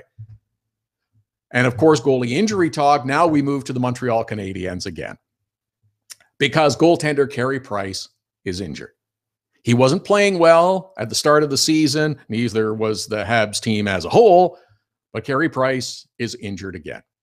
He suffered what has been called a minor lower body injury. And that whole drama I just find hilarious about not revealing injuries, but we'll save that discussion for another time. Al Montoya is also injured for the Montreal Canadiens. Charlie Lindgren came up, won some games. He lost in his most recent contest on Thursday to the Minnesota Wild. He will play again Saturday night when the Montreal Canadiens host the Buffalo Sabres. Zach Fucale has been called up. Carey Price has been placed on IR. He did skate a little on Saturday, but there is no indication of when he's coming back. Haven't we seen this movie before? Wasn't it just a couple of seasons ago that Carey Price suffered what was termed a minor lower body injury in November and missed some time? And there was little to no information about the severity of that injury and when he might be coming back. And he's making progress and he's moving in the right direction. And we don't want to rush him because we want him back. And then that was it. Over and out, done. Montreal Canadiens are showing who they are, thin on talent, but if they get goaltending, they got a chance. Carey Price was the guy who was going to be counted on to provide that goaltending.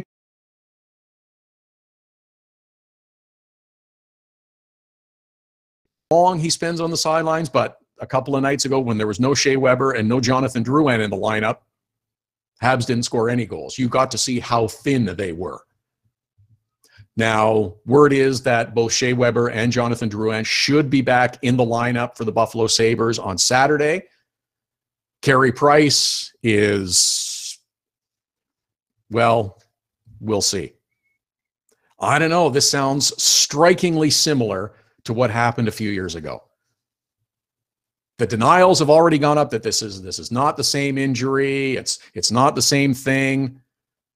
But until you see some progress and Carey Price maybe back skating and practicing with the team, how can you not be worried if you're a Montreal Canadiens fan? And how can you not be worried if you're a Habs fan or a player or the general manager, Marc Bergevin, and you look at the standings and it is only the Florida Panthers and the Buffalo Sabres behind you in the Eastern Conference? Yes, there is cause for concern. There is cause for worry. They're one of the teams I'm worried about. Chicago, Edmonton, Minnesota, Montreal, those are teams I would be worried about. Boston a little bit too. Injuries have impacted the Bruins a little bit, but Boston's another team I would be worried about missing. At Hockey Unfiltered, at Todd Lewis Sports, the Twitter and Instagram handles. Still time for you to submit your nomination for today's Dog of the Day. Use the hashtag HU Dog of the Day. Send them to us via Twitter, via Instagram. We'll pick a winner before the end of the program. Oh, I should mention as well, next week, it starts a flood at the beginning of the week. We did this last year. Huge, sensational response, so we're doing it again. In the tradition of Oprah's favorite things and Ellen's 12 Days of Christmas, it's going to be our second annual Todd's Favorite Things in time for the holidays. The big reveal will take place next weekend, but coming this week, through our social media channels, through Twitter, through Instagram, and on our Facebook page. We'll have little videos with little sneak peeks at some of the items that will be on the list. All kinds of things for you to maybe look at for yourself for the holidays. Great gifts, real practical things, just items I like, household products, some with a hockey theme, some not so much hockey theme, but things that I like, things that have worked well that I would recommend. There's no cash payment or endorsement fee, but just little things to help you out in anticipation of the holidays, and, Black Friday's not that far away. That's next weekend on the program. Hockey Unfiltered with Todd Lewis. We'll have a visit from Joe Yerdon talking Buffalo Sabres in our next segment. Back with much more after the break. Hockey Unfiltered with Todd Lewis sends you to the biggest events at the best prices. This year, we've partnered with Seat Giant to give you special deals on tickets to NHL games, concerts, or other events. Simply go to SeatGiant.com, find the tickets you want. When you check out, use the promo code TODD for a special discount. That's promo code TODD for a special discount. Start saving with SeatGiant.com on your next purchase. Look, we know it happens. Life gets in the way, and sometimes you can't catch the live edition of Hockey Unfiltered with Todd Lewis. But we've made it easy for you to catch up on the show you might have missed. Hockey Unfiltered with Todd Lewis is available as a podcast on iTunes, iHeartRadio, and Blog Talk Radio. You don't want to miss an episode. If you miss the live show, check out the podcast. Don't miss any shows. There's a test coming up later. Subscribe now. Get your business started getting more leads. 1-844-SEO-LEAD. The number to call if you want more online leads for your business is 1-844-SEO-LEAD. Search engine optimization can be the difference between success and failure. It's no coincidence which businesses are listed first in Google searches. Call 1-844-SEO-LEAD. Use the code Get the Savings. Hockey Unfiltered with Todd Lewis listeners save with Seat Giant and the promo code TODD. That's TODD at SeatGiant.com. Just log on to SeatGiant.com to find the best tickets to NHL games, concerts, or whatever you want, and save. Use the promo code TODD. That's TODD when you check out, and you save. Canadian listeners can save at SeatGiant.ca. That's SeatGiant.com and .ca. Cutting-edge design for manufacturing. Nova Product Design. Industrial design. Mechanical engineering and design.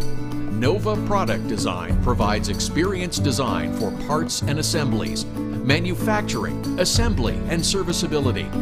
From plastic parts to sheet metal forming, mold and tool design, injection molding, and more. Nova Product Design. Visit novaproductdesign.com to learn more.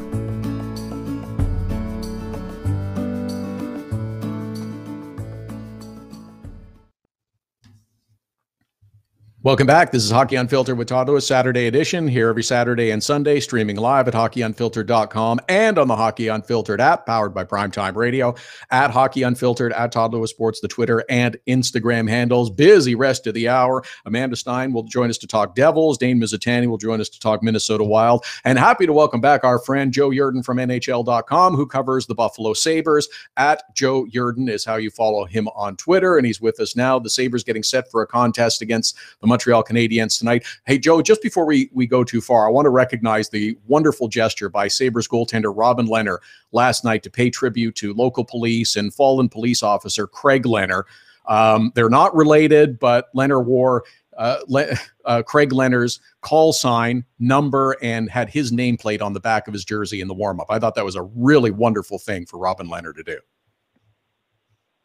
Yeah, and Robin's a guy who really is a big fan of the troops and supporting local law enforcement. He's a guy who really does whatever he can to support them. And what happened with Officer Lehner was something that really hit home for him. So he was very happy to support them. Robin understands the sacrifice that these guys do, and he appreciates them. Wonderful gesture by Robin Lehner of the Buffalo Sabres. Okay, let's shift over and talk about Buffalo and the on-ice action. A loss at home on Friday night, and there may be further impact as well, because I believe you were tweeting out earlier that Benoit Pouliot's going to have a hearing for a hit on Keith Yandle. Yeah, and it looks like they decided no fine, no suspension. Looks like they've decided the head was not the point of contact on the hit on Yandel. It was a high hit. It was a hit on an unsuspecting guy, so I understand them taking a look at it, but no infraction occurring for Benoit Poole. Yeah, that's a good thing because the Sabres certainly can't stand to lose any more people out of the lineup. Oh, and they've been absolutely hammered on defense in terms of losses. I thought the same thing watching the game. I thought he hit him on the shoulder, that the neck snapped because it was a big impact, and when Yandel lost his helmet, that of course caused the opposing announcers to freak out. But I didn't think it was a deliberate or malicious hit, so I'm glad we got that one out of the way. No. I mean, Pouliot's a big guy. I mean, people don't realize how big of a guy he is as a forward. And if he hits you, it's going to hurt. And I think for Yandel, I think the whole thing was that it was very much by surprise. And the helmet coming off doesn't do a lot to help make it seem like it's a quiet play. That's for sure. But I don't mind the league taking a look at plays like that where there's even a question to whether or not it's a head hit. I mean, if you can legislate the head hits out, the bad head hits out. That's a good thing because keeping the guys healthy is the priority. Okay, let's talk about some positives for the Buffalo Sabres. Evander Kane, who is having himself a very good season. He's leading the Buffalo Sabres in points, which of course means he's going to get a lot of attention and everybody's going to speculate he's getting traded until we pass the deadline, correct?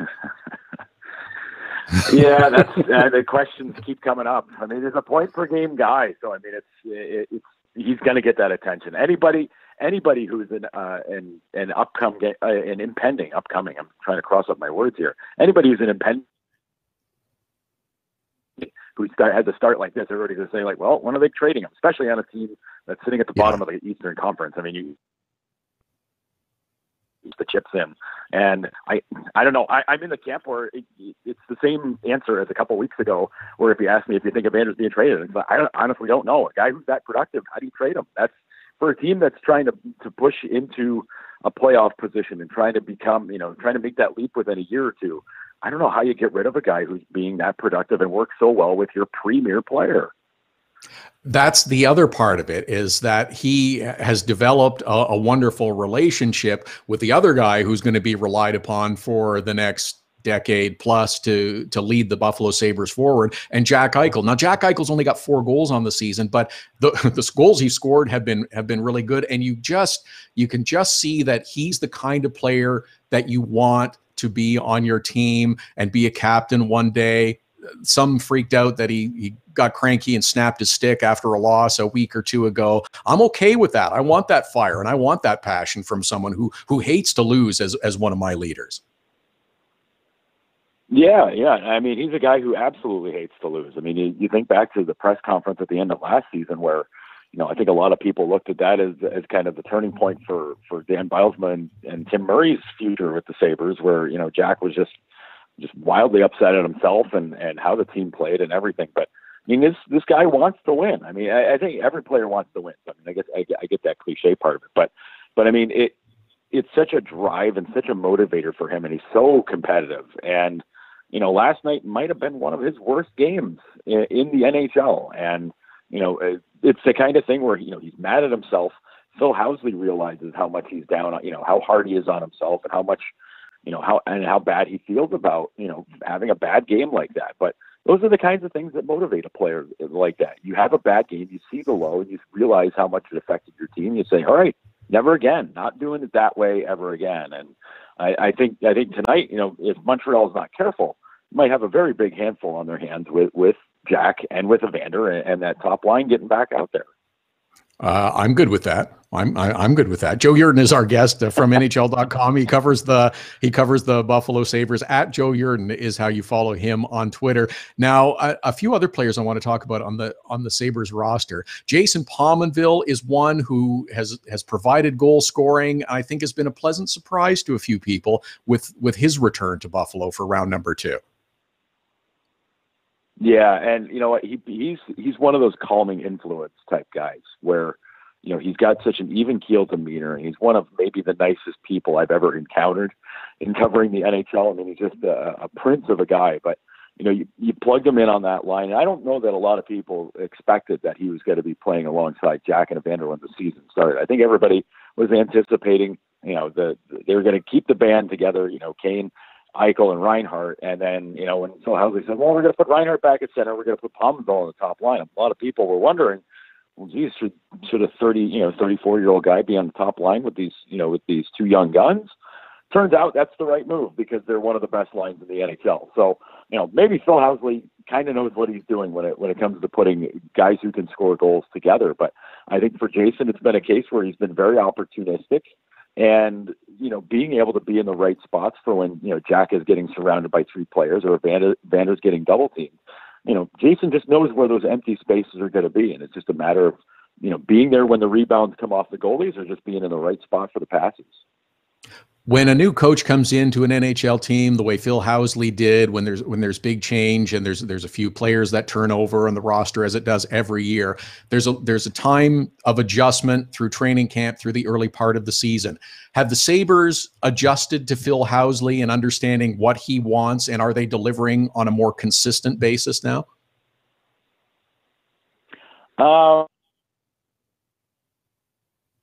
Still eludes them, I would say.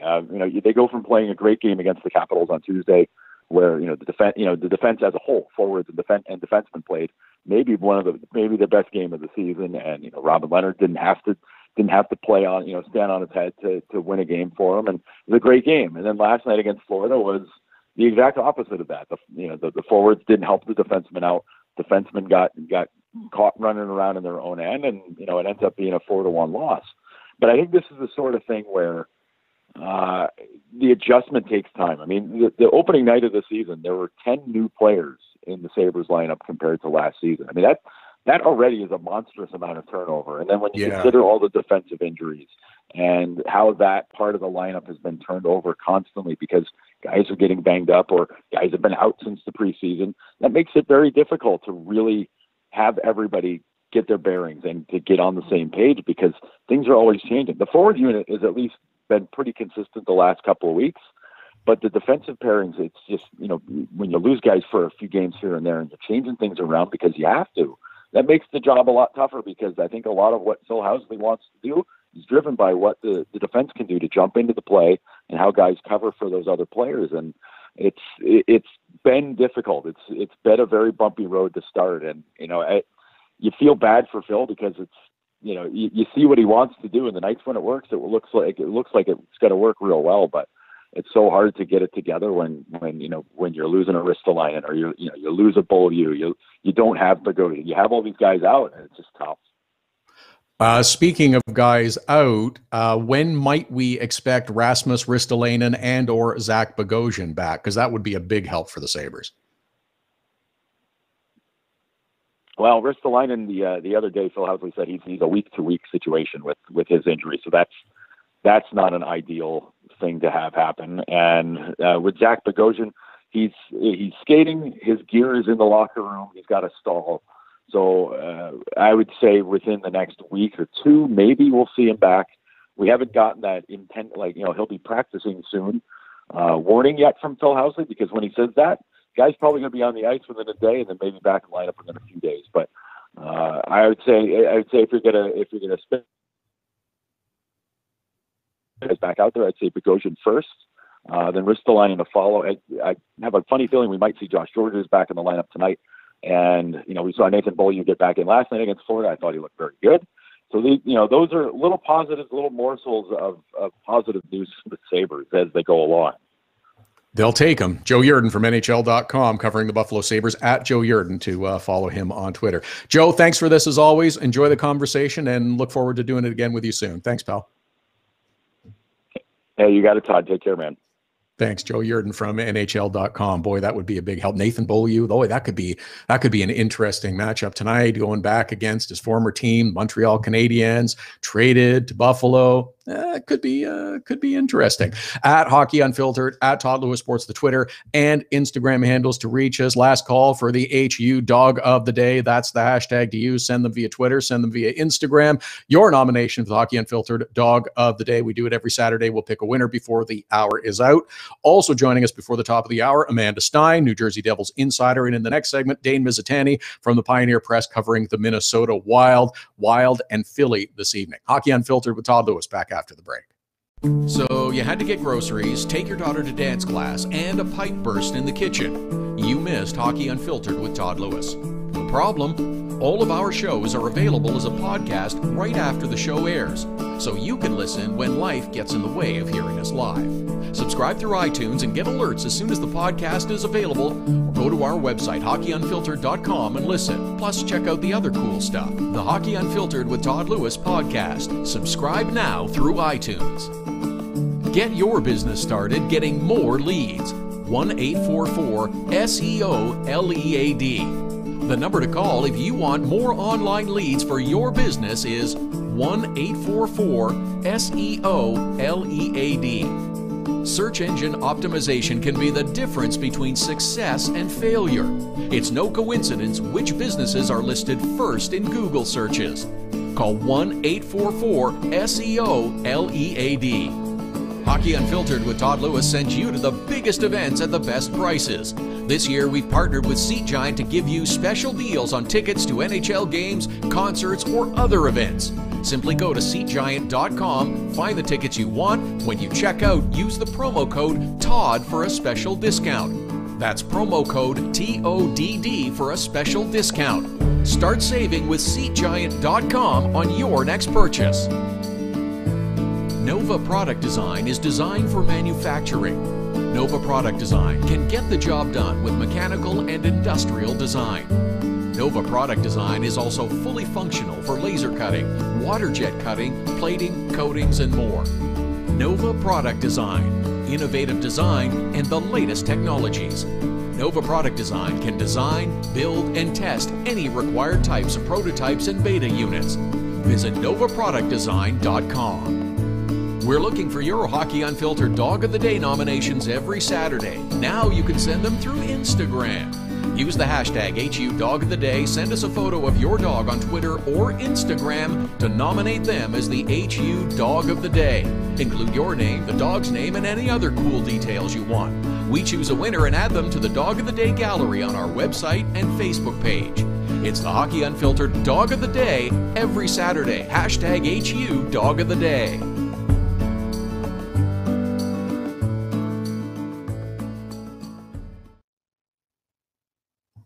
Welcome back. This is Hockey Unfiltered with Todd Lewis, Saturday edition, here every Saturday and Sunday, 11 Eastern, 8 a.m. Pacific, at Hockey Unfiltered, at Todd Lewis Sports, the Twitter and Instagram handles to follow us. Busy program still to come before the top of the hour. Amanda Stein will join us to talk New Jersey Devils.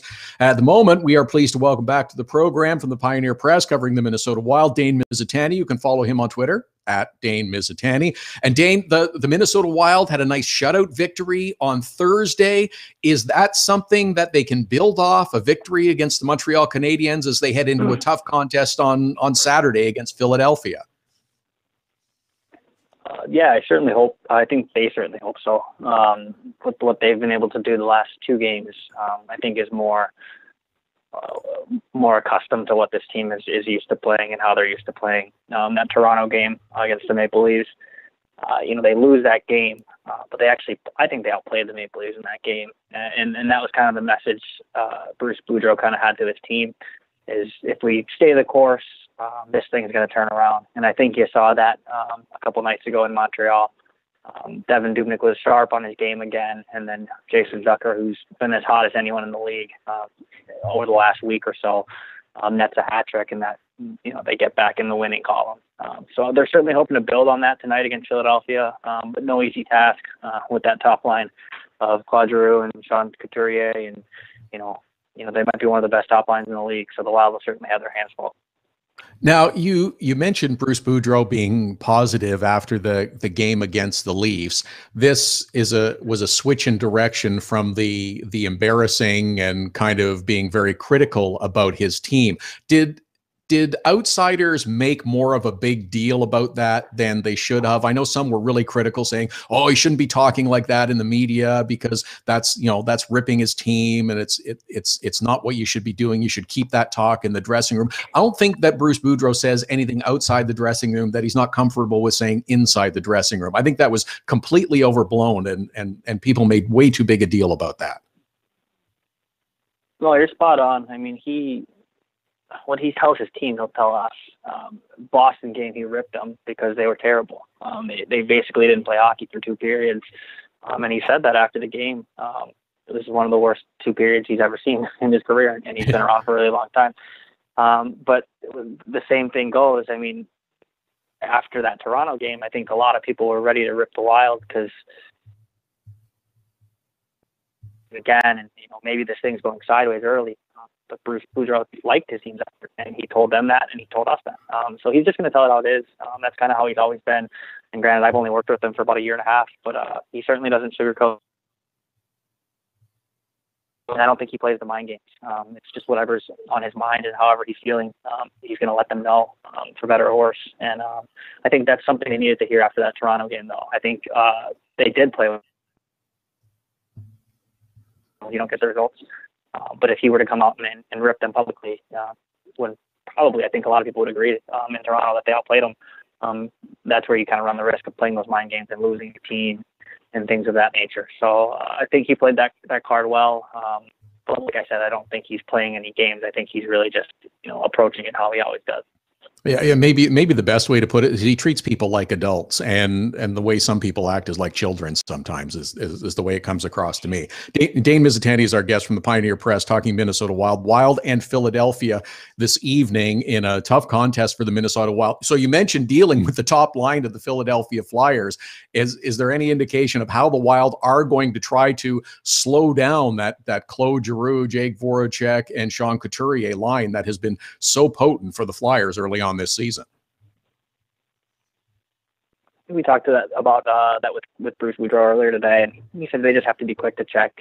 Those guys are obviously quick to the neutral zone, and if you let them get set up in their kind of umbrella, they can kind of dissect you and pick you apart with just their skill and their shooting ability and things of that nature. So Bruce wants his team to be physical, dislodge guys from pucks and kind of see where that takes them, and just be kind of quick the other way too. I think a lot of the times last year, the Wild had so much success. They're tight and they were physical in their defensive end, and then they were quick the other way. So I think they've kind of gotten away from that earlier in the year, and you've seen more of that over the last 2 games.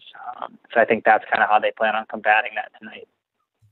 Did part of the struggles of the Minnesota Wild earlier on this season, they're still dealing with significant injuries to their lineup, and not consciously, but subconsciously to those players that were still able to get out on the ice, was part of that lingering that, man, oh man, we're a bit overmatched tonight. We got a depleted lineup. I'm not saying that there was doubt or they didn't feel that they had an opportunity, but having so many significant injuries when you got 4 of your top 6 out at a stretch, that's got to have a mental impact on your game.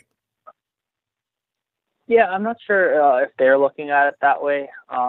They certainly wouldn't say that, but I think what you do look at is you're missing Zach Parise and Charlie Coyle, who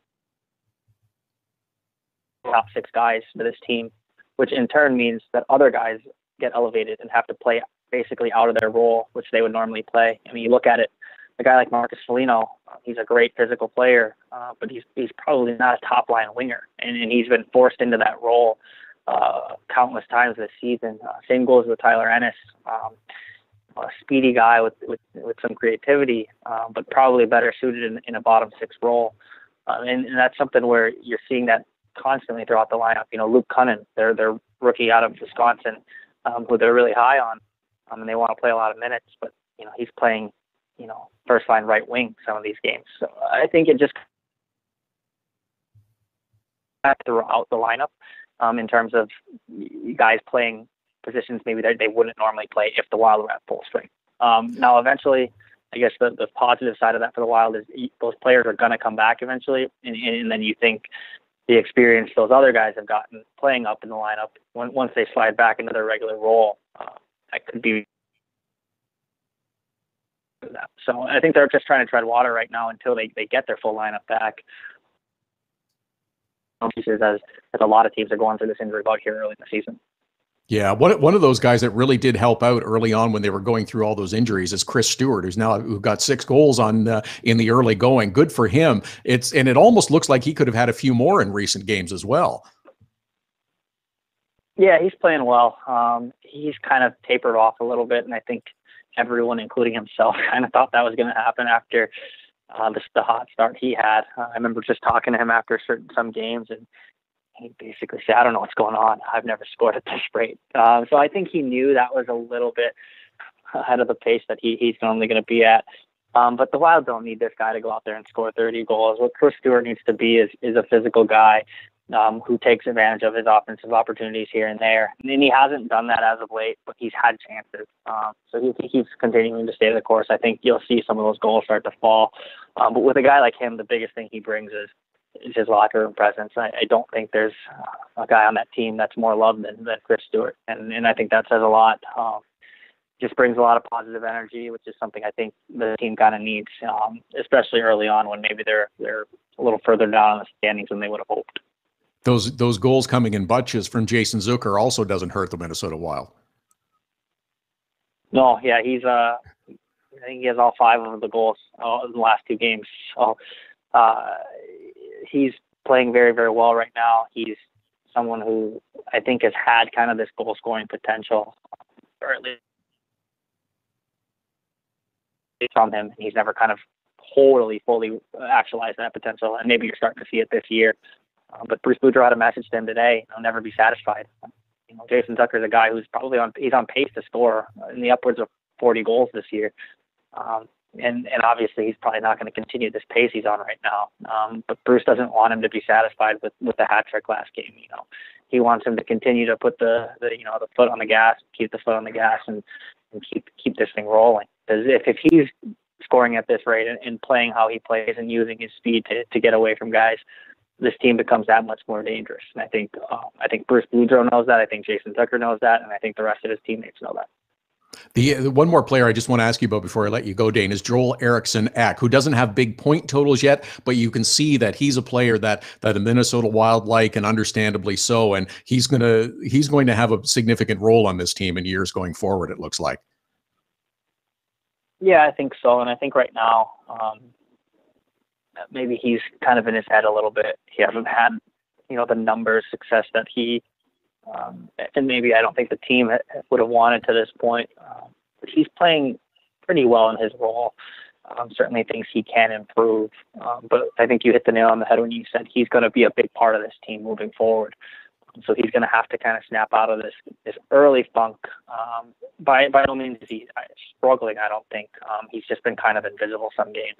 And I think a lot of that has to do with just confidence and skating to places on the ice with a purpose. And I don't know if he's done that at all times over the last few games. But we talked about him today, too, with Coach. And he's a guy who he's still the third line center. He's still getting significant minutes. And the Wild are going to need him to produce here if they want to continue to build on this success. Dane Mizutani covering the Minnesota Wild from the Pioneer Press. At Dane Mizutani is how you follow him on Twitter. Good stuff today, Dane. Thanks for the time, and hopefully we can talk again soon. No problem. Anytime, Todd. Dane Mizutani with the Minnesota Wild. Wild with the game in Philadelphia against the Philadelphia Flyers this evening. Minnesota coming off a 3-0 shutout victory over the Montreal Canadiens. Philadelphia coming off a big victory over the Chicago Blackhawks. Should be a good contest between those two. 12 games on the Saturday schedule. Good lineups of games. Some really interesting matchups on the Saturday schedule. Starts early as well. Of course, the NHL Global Series concludes in Stockholm, Sweden. It's a 1:00 p.m. Eastern time start between the Colorado Avalanche and the Ottawa Senators. I think the anthem will be less intriguing today than it was on Friday. Edmonton Oilers and the New York Rangers, also an afternoon start. I like the afternoon games. Just gives you a couple hours of hockey, a little break. Then it flows through the evening, a bunch of early games. Toronto and Boston finishing up their home series at Boston Garden. Toronto had a terrific victory on home ice on Friday night. A late goal from JVR to tie it. Beautiful goal. And then Patrick Marleau, another game winner, to win it for the Maple Leafs in overtime against the Boston Bruins. Minnesota, Philadelphia, as I mentioned. Chicago is in Carolina with Scott Darling getting the start in goal for the Carolina Hurricanes against his old team. That'll be kind of intriguing. There is a Stanley Cup final rematch with the Pittsburgh Penguins in Nashville to take on the Predators. Pens were losers on Friday against Braden Holtby and the Capitals. They'll go to Nashville to try to take on the Preds. Still some people worried about the Pittsburgh Penguins. I'm not.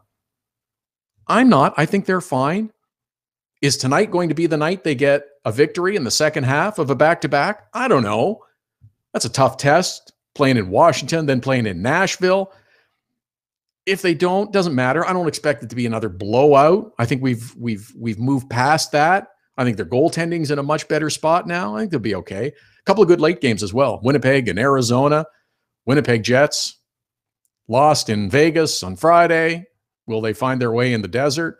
And Vancouver and San Jose. Good matchup for the late game as well. At Hockey Unfiltered, at Todd Lewis Sports, the Twitter and Instagram handles. Busy program. One more segment to go with Amanda Stein, New Jersey Devils insider, will give us the latest on the New Jersey Devils, who host the Florida Panthers on Saturday night. Busy Saturday continues. Hockey Unfiltered with Todd Lewis, back after the break. The best way to get set for the busy Saturday night of hockey is with Hockey Primetime. Beginning at 5 p.m. Eastern, host Connor McKenna whips you around the league for the latest stories and info leading up to the early game starts. Plus, he'll give his own spin on the biggest stories in the National Hockey League. Hockey Primetime with Connor McKenna. Sometimes serious, sometimes a little goofy, but always interesting. Listen live at hockeyprimetime.com, 5 p.m. Eastern every Saturday. Creativity and innovation are the hallmarks of Nova Product Design. Whether it's mechanical or industrial, cutting-edge technology and a commitment to excellence make Nova Product Design the company to choose. Prototypes and beta units are a Nova Product Design specialty. Striving for revolutionary new ideas and methods keep Nova Product Design at the forefront of innovation. Visit novaproductdesign.com and learn more. Hockey Unfiltered with Todd Lewis sends you to the biggest events at the best prices. This year, we've partnered with Seat Giant to give you special deals on tickets to NHL games, concerts, or other events. Simply go to SeatGiant.com, find the tickets you want. When you check out, use the promo code TODD for a special discount. That's promo code TODD for a special discount.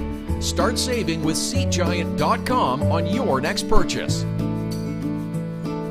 Being on the World Wide Web is great.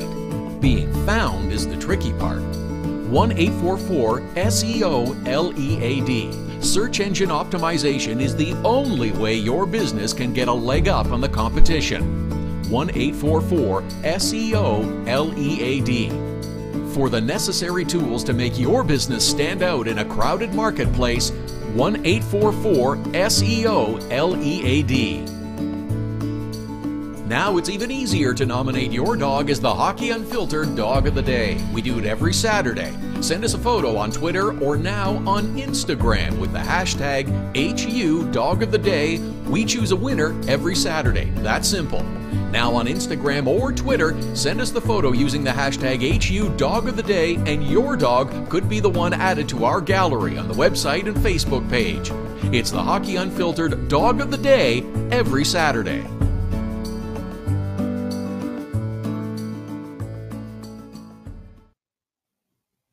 Hockey Unfiltered with Todd Lewis, Saturday edition continues up to the top of the hour. Been a busy show with a busy Saturday, 12 games on the schedule, afternoon action with the Rangers in Edmonton, and of course the Global Series continues with Ottawa and Colorado. And then in the evening, a full slate of matches as well, including the New Jersey Devils and the Florida Panthers. Amanda Stein covers the New Jersey Devils. She's a Devils insider. You can follow her on Twitter at Amanda C. Stein. And she joins us now. Amanda, I don't know about you, and I'm sure that there's still a bunch of Devils fans that have a tear or two left over in their eye from Brian Boyle when he scored that goal the other night. He said, I've never cried after a goal before, but it was understandable that he did, and I'm sure a lot of other people did as well. A wonderful and emotional moment for everyone.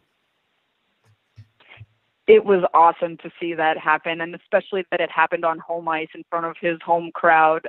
Yeah. The game, and he legitimately got really emotional about even talking about it. And he said, as you mentioned, he had never felt that type of emotion about scoring a goal before.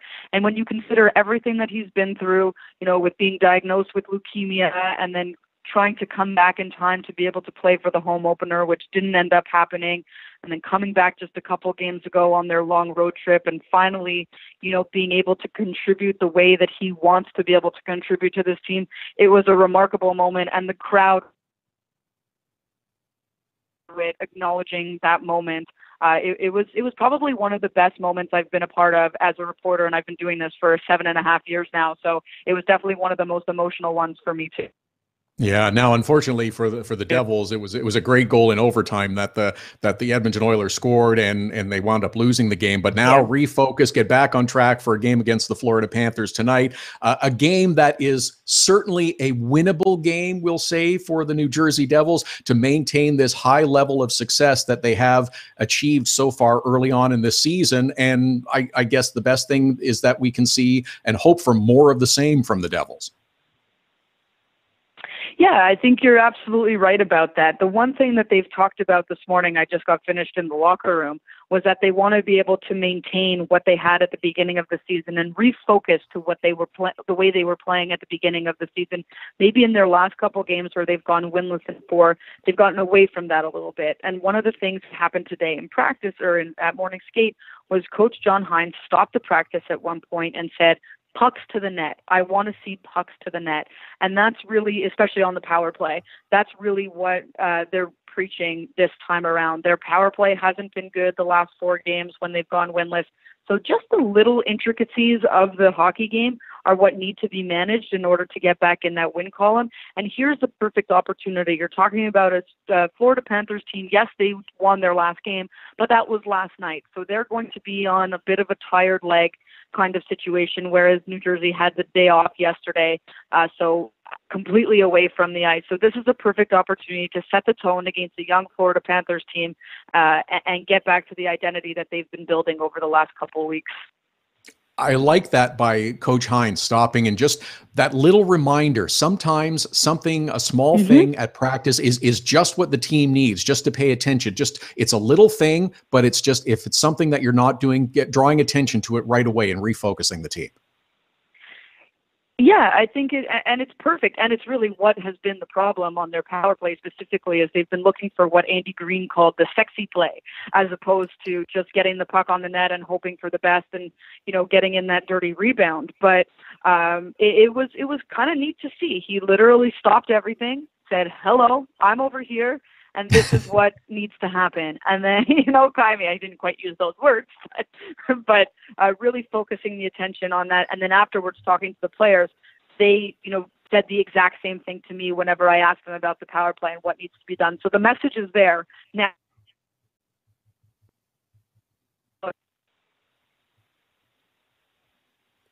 The other thing that we've seen with the New Jersey Devils so far this year has been the great play of young players. Will Butcher, Jesper Bratt, Nico Hischier. The young players and the speed of this team have been getting attention around the league. It has, and rightfully so. They've been phenomenal. When you consider how many injuries that New Jersey has been dealing with at the beginning of the year. Obviously, Travis Zajac has been out. Carl Palmieri was out for 6 games. And you saw this young talent step up into that place and do what they needed to do. Jesper Bratt is such a crafty little player, drafted in the 6th round. No one really knew who he was. I think I mentioned on your show last time I was on that he was the player that Tom Fitzgerald, the assistant general manager of the Devils, told me to look out for before training camp even started. He's got a wicked shot that he uses, and he's been phenomenal on the penalty kill. And then, of course, you've got Nico Hischier, who is the first overall pick from this year's draft. I would say that he's starting to get a little bit frustrated because the numbers in terms of points aren't really there to where he would expect them to be. He's only got 2 goals. They both came in the same game, but he's really been a difference maker, just making players better around him as well, and playing with guys like Drew Stafford and Taylor Hall, and now he's back on a line with Kyle Palmieri as well. So the young players have really picked up the slack while the team has, gone through some injury woes. And when you look at their record, yes, they've gone through this winless 4-game slide here, but they've built themselves a bit of a cushion from the beginning of the year and how well they've played. Yeah, and it's interesting too that they've been getting the contributions from the younger players and battling through the injuries. And I think if you would ask many at the start of the season, okay, Taylor Hall's only going to have 5 goals. Where do you think the New Jersey Devils are going to be sitting in the standings? They've been able. I expected more goal scoring from. Yeah, right. Yeah, but I expected more goal scoring from Taylor Hall. But he too has been making other players better. He's piled up a bunch of assists, and I don't know if his role is evolving within the team, but I like what he is doing out on the ice. I'd love to see a few more goals, but I like the way he's playing. I think he'd like to see a few more goals as well, to be honest. But, one of the things with Taylor Hall is that he is now comfortable. I wasn't here last year. I was covering the Montreal Canadiens last year. But from everything that I heard from Taylor Hall, that perhaps he was still adapting to being a New Jersey Devils. He was a Devil. He was traded from the Edmonton Oilers, of course, and I think it came as a shock to him.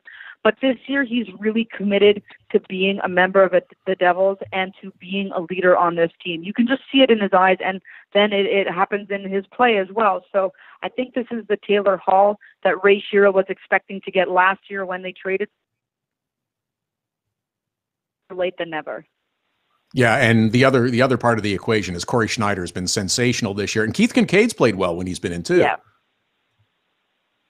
Yeah, he really has. I mean, they've given each goalie has given the team a chance to win on every night. I know that there's been a lot of talk about Corey Schneider in past years, but he really came in committed this year to play a lot better, and he has a new goaltending coach with the Devils, who was his old goaltending coach from the Vancouver Canucks in Rolly Melanson. So that partnership has clearly really paid off at the beginning of the year so far. Yeah, good stuff. Amanda Stein covering the New Jersey Devils. Devils Insider at Amanda C. Stein is how you follow her on Twitter. Enjoyed it again, Amanda, and look forward to talking Devils with you again soon. Thank you. And I just wanted to mention one more thing that happened today at practice, which I'm sure hockey fans would like to know, is that Travis Zajac has been cleared to play, and it looks like he will be returning in the next week or two.